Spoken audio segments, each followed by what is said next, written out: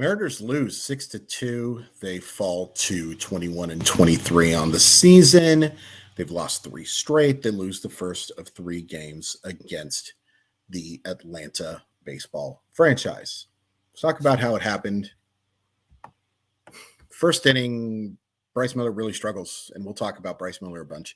Matt Olson doubles to right to score Ronald Acuna, to make it 1-0. Nothing happens until the seventh, and then a bunch of stuff happens. Eugenio Suarez singles in Julio Rodriguez after Rodriguez doubles to make it 1-1, and Teoscar Hernandez singles home Jared Kelenic to make it 2-1. Lead does not last long.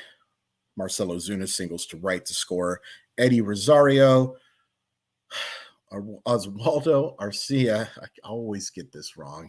Arcia singles to right to score Ozzy Albies. 3-2.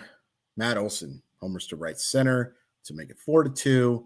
And then in the eighth, a 2-run single from Ozuna makes it 6-2. I'm going to take my headphones off because I didn't even turn them on in the first place. I was hearing a weird echo. All right, the positives. Let's start with Bryce Miller. I thought Bryce Miller pitched really well, and I was really impressed with how he bounced back after a terrible first inning. Ton of hard contact. Looked like this might be his welcome to the big leagues kid moment. And it wasn't.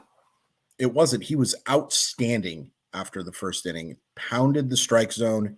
Only the 4 strikeouts, but initiated much more weak contact. Had some help with defense behind him, which is kind of nice to see. I believe our buddy Sarah Langs, everybody's buddy, she's the absolute best person in the entire world, points out that he's now ties a record, for giving up 4 hits or fewer while going 6 innings in his first 4 starts. I don't remember the name. I think it was like Ted Simpson or someone like that. It doesn't matter. He was great. He was really good against a great Atlanta lineup. Atlanta is a really good baseball team. This is a tough series. Tough. That's why winning the series against the Red Sox or getting the sweep against Detroit would have been really nice. Offensively, Teoscar Hernandez continues to play really well. 2 more hits, drives in a run. Pretty clutch RBI too, giving him that lead. Clutch, whatever, yada, yada, yada. It's been very nice to see him playing at the level that he should be playing at. Chippy Crawford gets on a couple of times, 370 on base percentage. Julio has the big double. Kelenic, does get the hit, scores a run, gets caught stealing for the 3rd time this year. Trammell and Caballero were both awful, although Caballero made a terrific leaping catch. Did not know that he had those spud web hops in Atlanta. You should mention spud web, I guess, is that. So there's lots of guys. If they do it in Seattle, I'll call it Nate Robinson hops, but today we'll call them spud web hops. Spud web hops. It's a little tougher to say than I thought. That's pretty much it for the positives. The negatives. I think I have to start with this. So Bryce Miller pitches 6 innings of 1-run baseball into the 7th. The service decides to bring him out. Now, look, I didn't mind leaving him in for a batter. As soon as somebody got on, he should have been out of the game. I think it was a pretty big mistake. And honestly, I would have preferred him just to be done. And I think if Matt Brash was pitching better or having better results, then you would have seen Matt Brash in that situation. But he didn't. In fact, he didn't use Matt Brash at all today. And, Gott, ends up not giving up an earned run, but that's why ERA is such a flawed stat. Because Gott was not good. He was not. And I think service has to take some blame here. Not for Trevor Gott being bad, but for leaving Bryce Miller in for too long. It didn't make much sense to me. And I know everybody wants to talk about, I wish starters go deeper in games. And I'm with you. It's funner to see more fun to see starting pitchers. Funner, more fun, funnest. It is more enjoyable to watch starting pitchers go deep. As good as bullpen arms can be, and their stuff can be just absolutely electric, it is a more enjoyable experience when you get those starters going deep. But there's a reason why they don't go deep, folks. It's not that they're being coddled. It's not some sort of liberal snowflake thing that everybody likes to think. It's because baseball players, there is proof, baseball hitters do much better against pitchers as they go deeper into games. It's harder to maintain the same stuff. It's harder to fool guys. The deception isn't there anymore when you've thrown that many pitches. And I admire Service for having confidence in that dude. His rookie pitcher making his fourth start against one of the best teams in baseball. I don't think it was this wise decision. And it certainly wasn't wise after the first runner reached. And we got to talk about the bullpen because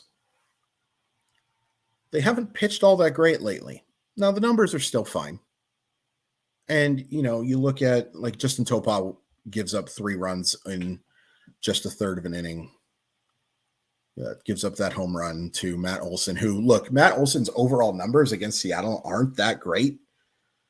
But boy, it sure seems like he's just crushed him. Every time I can remember Matt Olson betting against Seattle, I can remember something going very far, especially against Marco Gonzalez, who I think's given up like 6 homers to the dude.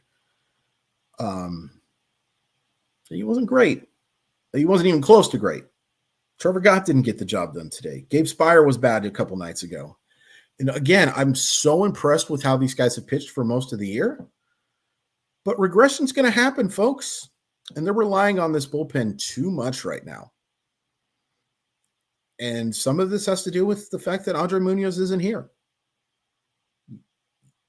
And, it's a very important thing to get that guy healthy for a lot of reasons, mostly from a humanity point of view. I want Andre Munoz to have quality of life.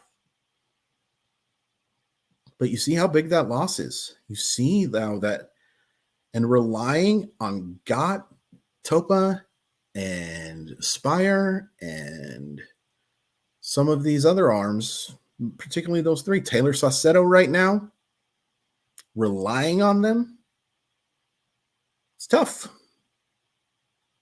Relying on Munoz and Sewald, I don't think is tough. And again, I know everybody, I see so many send Brash down to AAA, blah, blah. I think that's absolutely stupid. But I think you have to rely on him more. He should have pitched yesterday. And probably one of the reasons he didn't pitch was that he did pitch in the last game. He threw like 25 pitches or something like that. So I get it from that point of view. But Matt Brash needs to be a high leverage guy for this team. I don't trust Trevor Gott. I trust Topa more. Again, he was bad. I don't think he's this good. And clearly, he's still, even with this, a 2.60 ERA when you go a third of an inning and give up 3 runs as a relief guy tells you how good he's been this year. But relying on them over Brash, there were words in there, I promise you. I'm not sure if I love that. I'm not sure that I love that. And look, bullpen was bad. He only scored 2 runs. Credit to Bryce Elder, Atlanta keeps getting away with this. Like, Bryce Elder was a guy who got underdrafted, and they've done a great job developing, don't get me wrong, but he was an arm I really liked out of the University of Texas. Golly. There's so much good pitching. And, he did give up 7 hits, and the Mariners, again, don't come up with a ton of clutch hits outside of that 7th inning. That was a great inning. Got to score more than 2 runs, folks. Got to give up. It's tough to blame the offense too much when you give up 6. And look, they've now given up 25 runs in the last 3 games, I think. No, more than that, 27. I think. They scored 12, right? Boston I did my very best to forget Wednesday's game. Can't believe I even watched it. Sicko. They're struggling pitching right now. But also you see that this offense you can't count on it to compete in a barn burner.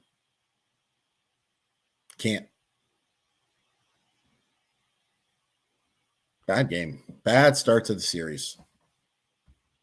You can't play bad against Atlanta.